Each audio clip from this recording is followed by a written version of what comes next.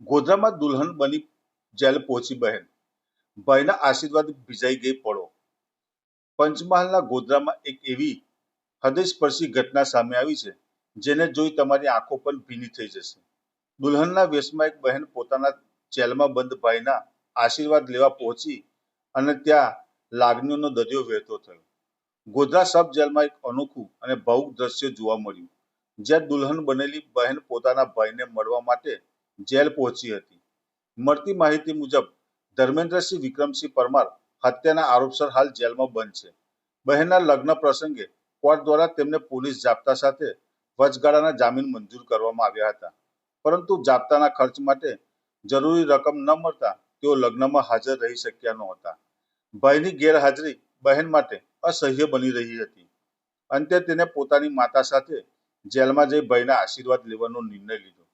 Jail પ્રશાસન સમક્ષ કરવામાં આવેલી ભાવુક વિનંતી બાદ જેલ અધિક્ષક આરબી મકવાનાએ માનવતાનું ઉત્તમ ઉદાહરણ પૂરું પાડતા ખાસ મુલાકાતની મંજૂરી આપી.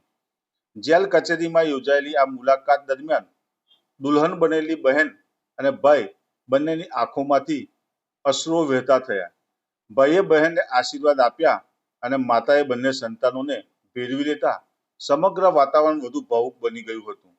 આ ઘટના માનવતા, પ્રેમ અને ભાઈ બહેનના અતૂટ સંબંધોને એક જીવંત ઉદાહરણ બની રહી છે.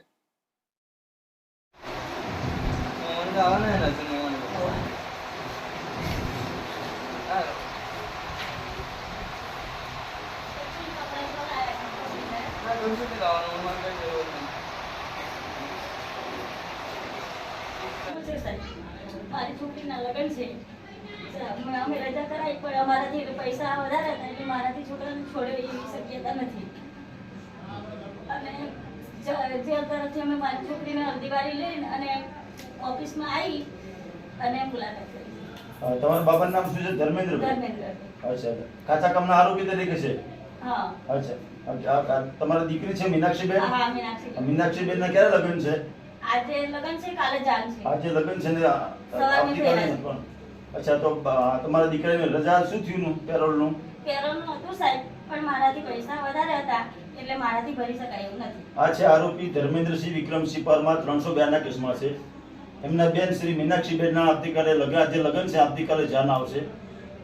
ભાઈના બેનના લગ્ન હોવાથી ભાઈની નામદાર કોર્ટે ટેમ્પરરી બેલ આપેલા, પણ જાપ્તા સાથે પેરોલ હોવાથી જાપ્તાનો ખર્ચ પહોંચી વળે તેમ ન હોય મજકૂર આરોપીના મમ્મી કૈલાસબેને પેરોલની વ્યવસ્થા ન થતા આજે પીઠી લગાવી છે. બેન શ્રી મીનાક્ષીબેન જેલ પર આવેલા અને મુલાકાતની માગણી કરેલી.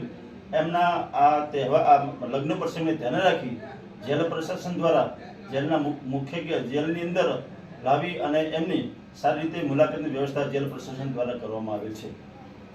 બેન, તમે શું બોલશો?